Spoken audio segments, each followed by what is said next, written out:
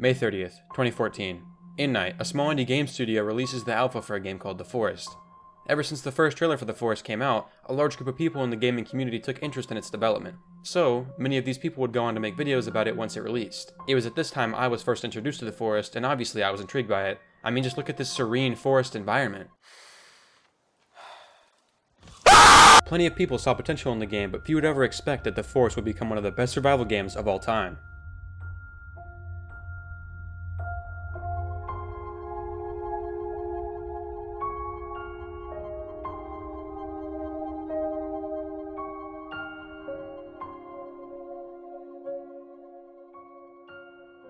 It wasn't long after the release of the alpha that Endnight would follow up with more content. Update after update would arrive, all while players tested them out. This allowed players to be involved with development every step of the way, and provided massive help to Endnight in finding bugs or simply altering the game for the better. Many adjustments and additions came to the game through the player base's input. Except for the worm. We do not speak about the worm. April 30th, 2018. The Forest officially releases in version 1.0, hitting its all-time highest concurrent player count. After years of development, the game now had a large audience of people being encouraged to explore the island and unearth all kinds of ungodly discoveries. Features like multiplayer allowed players to experience the game with friends, where they'd build massive compounds to defend, or just have backup in caves to prevent from getting scared. Which I would never be. These were all amazing, but also not things exclusively found in the Forest.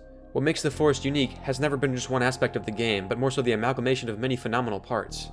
After having your plane crash onto a random island and watching your son be abducted by some dude, the player can choose to immediately get to work on rescuing him, or they can make sure they have the utmost fit on. Alright, I'm sorry, I gotta get that stewardess dress, you already know. Aw, peep the new fit, yes sir! It's the balance of a really cool story and freedom to navigate a beautiful yet terrifying open world that aids in creating the uniqueness of the Forest. You can stumble upon fascinating pieces of world-building lore while in the middle of completing a random task of your own volition, instead of having elements of a story slammed down your throat while doing the current assigned objective. Another key focus of the Forest is its horror. Horror can be created in many different ways, and the Forest does so through countless means. The Forest has some of the coolest body horror creatures in any game I've ever played. Not only do they connect to the story directly, giving you a face-to-face look at the result of past events, but they still serve as the shocking visual creeping around just behind the corner. But on a completely separate hand, there are cannibals. Not horribly disfigured cannibals, but very humanoid beings that are eerily close to what you may become if left on the island for long enough. In their case, there's plenty of times where a cannibal may jump out at you, causing you to reactively seize up before angrily attacking them, but there are other moments where you gaze down at a still-breathing cannibal, at least temporarily defenseless, and you're placed in a world where you either jab a makeshift spear through its left nostril, or pay the price for choosing not to. Yet somehow, most will become accustomed to these actions, in doing so making it questionable as to who really is the good guy in the situation, and making it discomforting to actually think about what you're doing to get by. I'm just gonna turn you into bones, if you don't mind. It's hard to imagine having to commit such heinous acts without the help of our set of archaic weapons, both because that would make things even more difficult and because the crafting in the Forest is awesome. The combination of standard survival game crafting logic and a grounded, efficient inventory makes for a wonderful experience. Everything you have is laid out in a way that makes crafting intuitive, fun, and not out of place. You can be in the middle of an intense hunting mission and not have to worry about crafting interrupting it because you push a button and in a way, every item you can craft is in your face. Wait.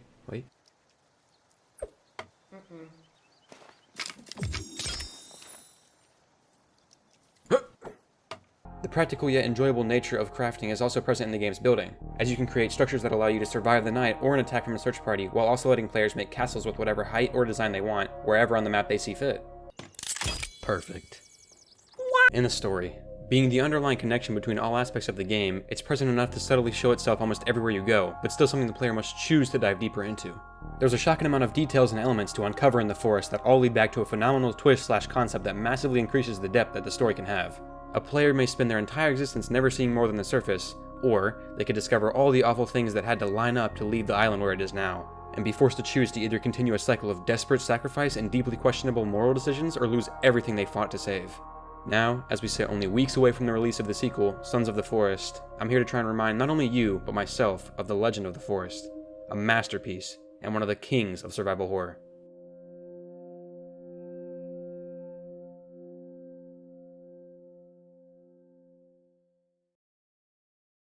Thank you so much for watching this video. I know it's not one of my usual gaming videos, but hopefully you guys still enjoyed it. Anyways, see you guys in the next one.